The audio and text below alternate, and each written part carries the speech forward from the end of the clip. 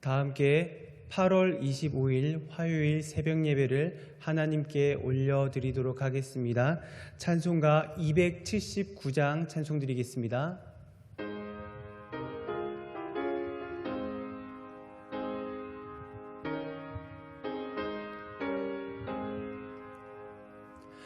인내하신 구세주여 내가 비우니 죄인오라 하실 때에 날 부르소서. 주여 주여 내가 비우니 죄인오라 하실 때에 날 부르소서. 자비하신 보좌 앞에 꿇어 엎드려 자복하고 회개하니 믿음 주소서. 주여 주여 내가 비오니 죄인오라 하실 때에 날 부르소서. 주의 공로 의지하여 주께 가오니 상한 마음을 고치시고 구원하소서. 주여 주여 내가 비오니 죄인오라 하실 때에 날 부르소서. 만복 근원 우리 주여 위로하소서. 우리 주와 같은 신이 어디 있을까. 주여 주여 내가 비오니 죄인오라 하실 때에 날 부르소서.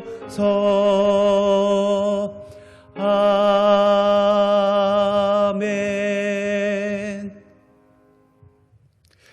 다 함께 출애굽기 36장 1절에서부터 7절 말씀을 읽도록 하겠습니다. 브살렐과 오홀리압과 및 마음이 지혜로운 사람 곧 여호와께서 지혜와 총명을 부으사 성소에 쓸 모든 일을 할 줄 알게 하신 자들은 모두 여호와께서 명령하신 대로 할 것이니라.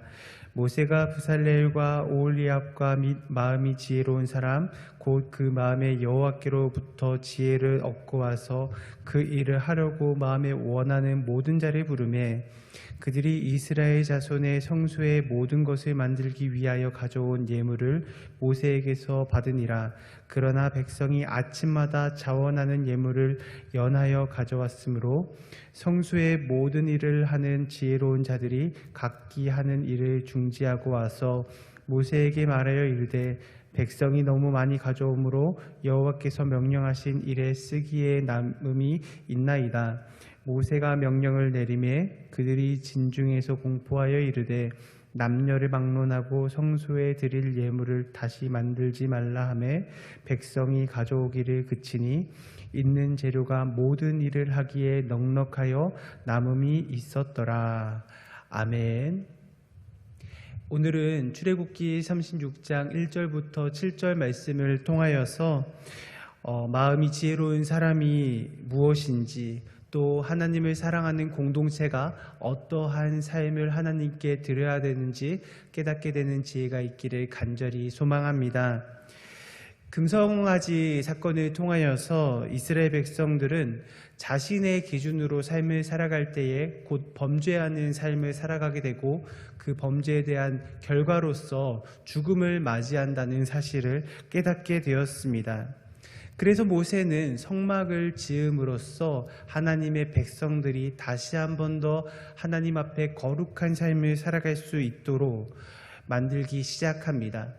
더 이상 삶의 기준을 자신에게 두는 것이 아니라 하나님의 기준을 자신의 삶의 기준으로 옮기는, 바뀌는 그러한 과정을 오늘 말씀을 통하여서 이행하고자 하는 것입니다.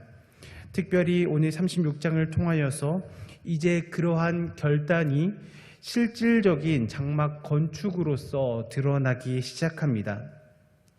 사랑하는 성도 여러분, 삶의 기준을 나 자신이 아닌 하나님으로 옮긴다는 것은 결코 쉬운 일이 아닐 것입니다.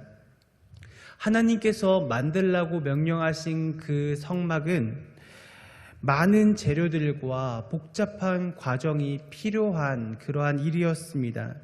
그에 따라 자연스럽게 백성들에게 많은 경제적인 부담이 지어지기도 했고 또한 많은 노동력이 필요했습니다. 입으로 삶의 기준을 바꾸겠습니다 라고 고백하는 것은 정말로 쉬운 일입니다. 내가 그러한 말을 하나님께 드렸는지 드리지 않았는지 기억조차 할 필요 없을 정도로 가벼운 것일 수도 있습니다. 하지만 정말로 입술의 이야기가 아니라 삶으로 하나님의 그러한 것들을 우리가 실천하며 살아가겠다라는 것, 그러한 것들은 특별한 결단 없이는 이루어질 수 없는 것이라는 것입니다. 하나님께 물질을, 하나님께 시간을, 하나님께 우리의 인생을 내어드리며 우리의 삶의 기준을 하나님의 기준으로 바꿀 수 있는 그러한 은혜가 우리들 가운데 넘치기를 간절히 소망합니다. 하지만 놀랍게도 모세가 이러한 고백들을 백성들에게 선포했을 때에 그 공동체, 이스라엘 공동체 안에서 놀라운 일들이 일어나기 시작합니다. 앞서 말씀드린 것처럼 우리의 삶의 기준과 방식들을 바꾸는 건 쉽지가 않습니다. 그런데 이러한 모세의 선포 이후에 이 이스라엘 공동체 가운데에 엄청난 일이 벌어지기 시작합니다. 35장 21절 말씀을 보니까 마음이 감동된 모든 자와 자원하는 모든 자가 와서 회막을 짓기 위하여 그 속에 쓸 모든 것을 위하여 거룩한 옷을 위하여 예물을 가져다가 여호와께 드렸으니 라고 기록이 되어 있고, 그 다음 35장 22절 말씀 가운데에 곧 마음에 원하는 남녀가 와서 팔찌와 귀고리와 가락지와 목걸이와 여러 가지 금품을 가져다가 사람마다 여호와께 금 예물을 드렸으며 라고 기록하는 것을 볼 수가 있습니다. 이스라엘 백성들은 말로만 하나님께 순종하겠습니다 라고 고백한 것이 아닙니다. 정말로 자신의 것을 마음으로 원하여서 하나님께 드리고 있다라는 것입니다. 누가 시켜서 하나님께 억지로 드리는 것이 아니라 스스로가 원하여서, 자신이 원하여서 기쁨으로 하나님께 내어드리고 있다는 것입니다. 자신들을 애굽 땅에서 건져주신 그 하나님의 은혜, 금송아지 사건이 있었음에도 불구하고 그들을 다시 한 번 더 용서하시고 은혜를 베풀어 주시는, 기회를 허락해 주시는 그 하나님의 은혜를 깨달음으로 인하여서 하나님께 자신의 것들을 기쁨으로 내어드리는 그런 놀라운 변화가 일어나기 시작하였다는 것입니다. 이스라엘 공동체가 이제 자신을 위한, 자신의 기준을 가지고 사는 삶을 포기해버릴 때에, 하나님을 위한 삶을 선택할 때에 하나님께서는 하나님의 영을 그 공동체 가운데에 부어주셨습니다.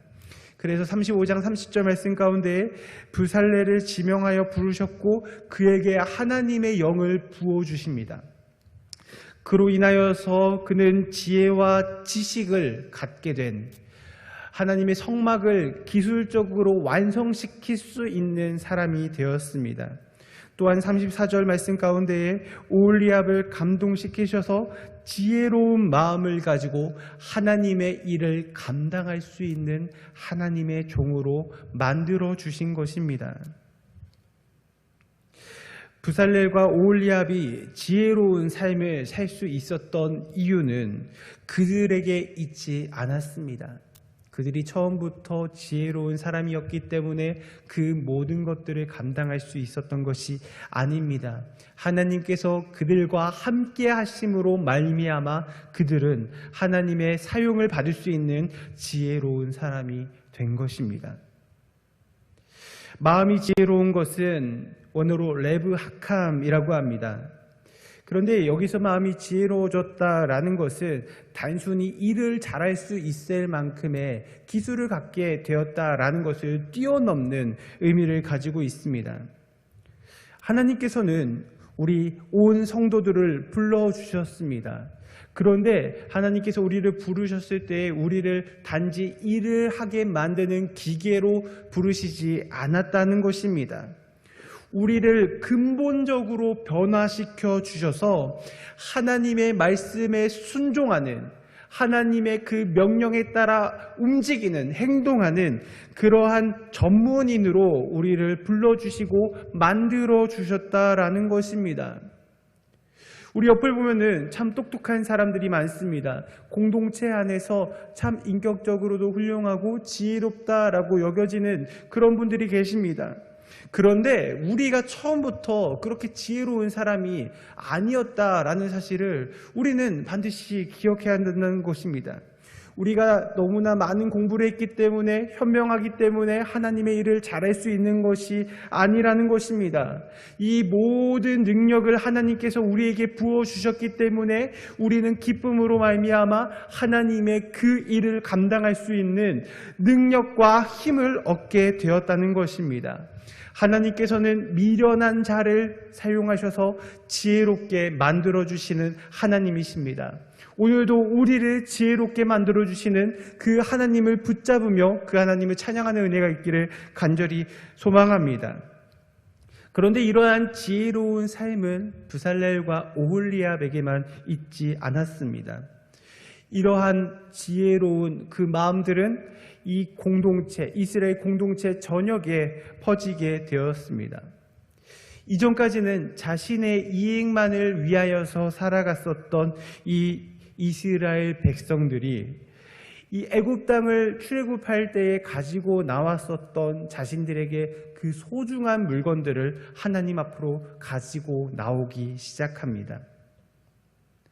아침마다 자원하는 마음을 가지고 계속하여서 하나님께 자신의 가장 소중한 것들을 드리고 있는 것입니다. 그래서 모든 하나님의 명령에 이제 모든 것들을 만들 수 있는 충분한 재물이 모이게 되었고 더 이상 재물을 가지고 오지 말 것을 모세는 이야기하고 있습니다. 오늘 이스라엘 백성들은 신앙을 회복하는 첫걸음으로 성막 짓는 그 행위를 하나님께 올려드리고 있습니다.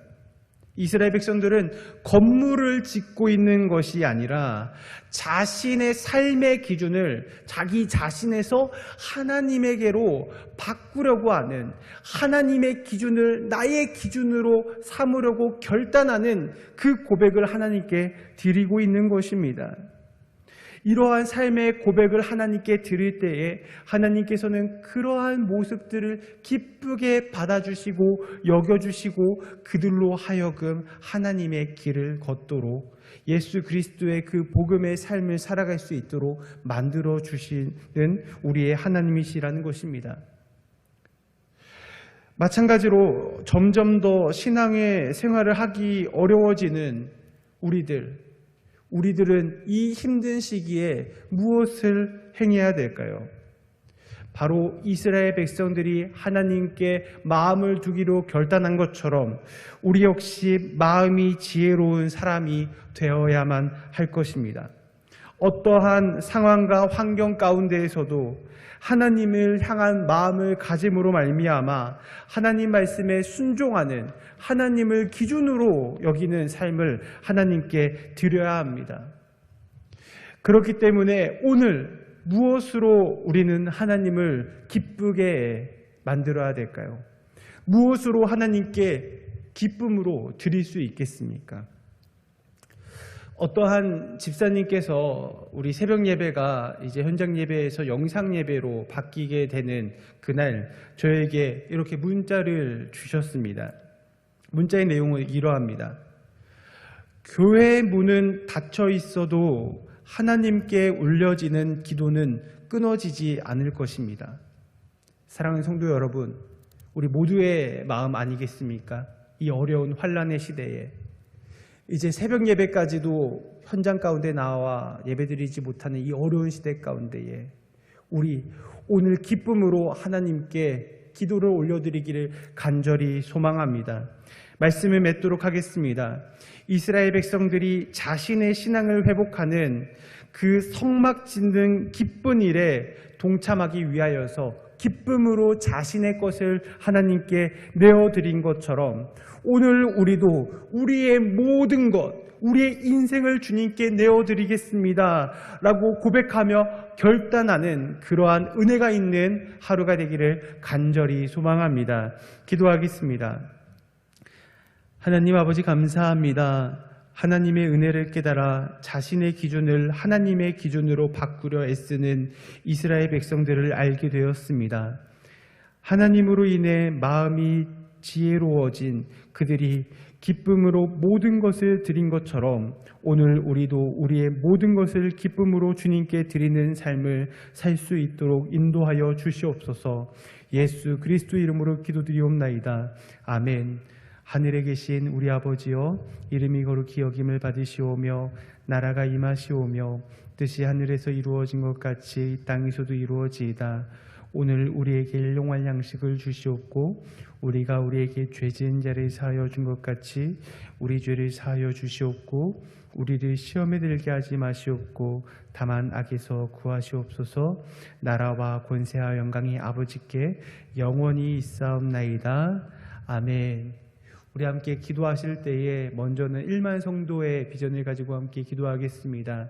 두 번째로 교회와 담임 목사님을 위해서 기도해 주시고, 세 번째로 코로나의 종식과 또 우리가 가지고 있는 그 마음의 소원을 가지고 우리 간절한 마음으로 하나님께 기도하며 나아가도록 하겠습니다.